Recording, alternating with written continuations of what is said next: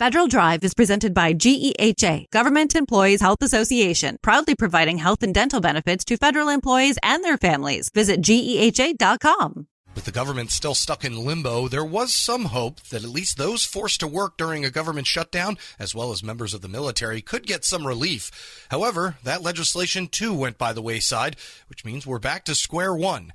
To find out where things currently stand, we welcome back to the program Lauren Duggan, Deputy News Director for Bloomberg Government. Lauren, thanks for joining us. Thank you for having me. Of course. So where do we stand vis-a-vis shutdown deal-making wise? There's talks of a potential bipartisan deal. Obviously, the federal pay, the mini spending bill got shut down by Senate Democrats as well, not trying to lose that bargaining chip. I guess I could just have summed it up by asking, where are we at? So we head into a 27th day of the shutdown with a lot of questions still about the core question. Can you reopen the government and how?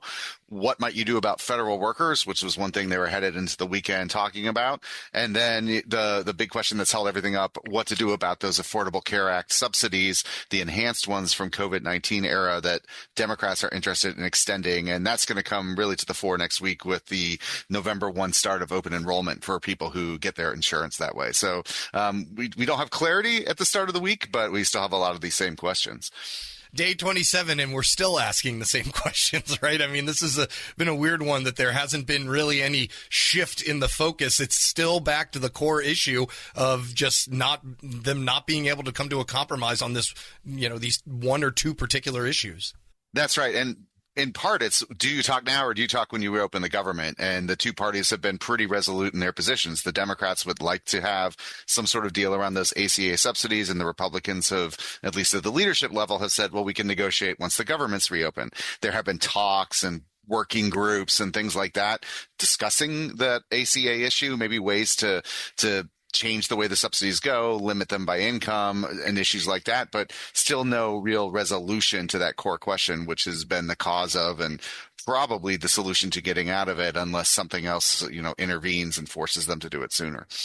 The Senate Democrats declined to pass the bill that would have paid federal workers and military pay at least. What was their thinking behind that? Are they thinking of that as, that's potentially losing a bargaining chip and letting the government, open just enough so that Republicans are okay with it staying shut down for a while? What was the idea behind that, I guess?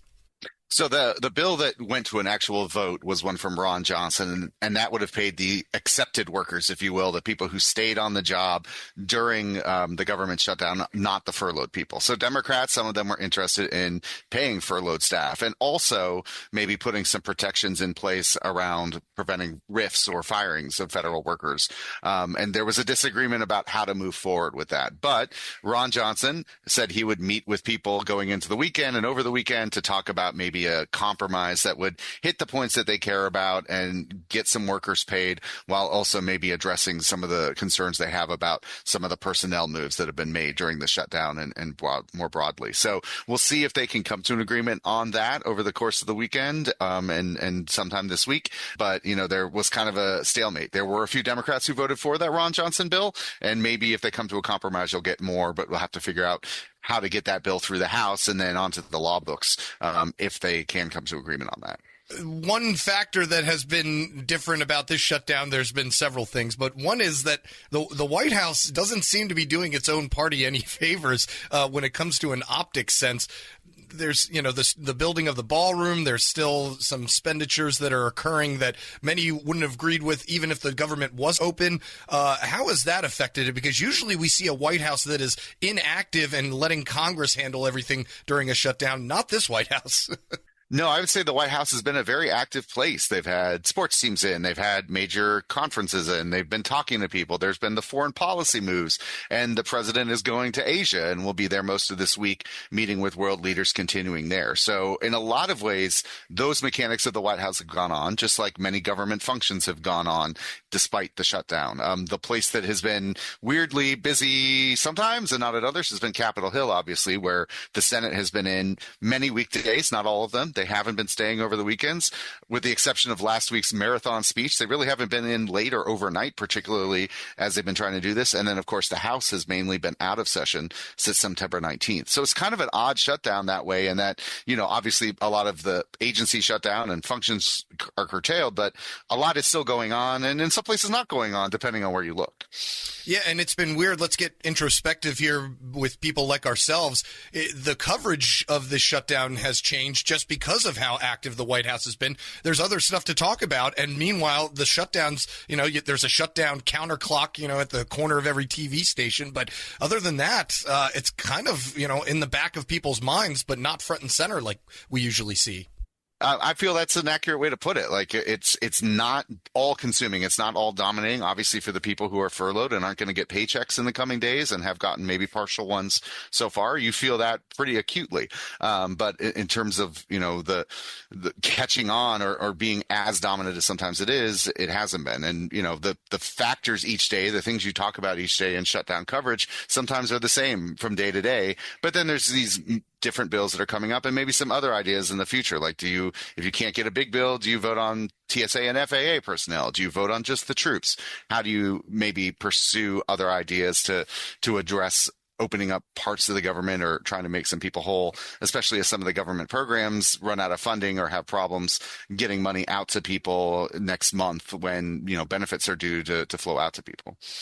We're speaking with Lauren Duggan from Bloomberg Government. Yeah, are there any other dates coming up that could be the next twist of the screw where, a paycheck is missed and, or the federal judiciary runs out of money? Do we have any concrete dates, or is everyone just saying, look, time is running out in general? I mean, the November 1 start of ACA enrollment has been what a lot of people have looked to all along.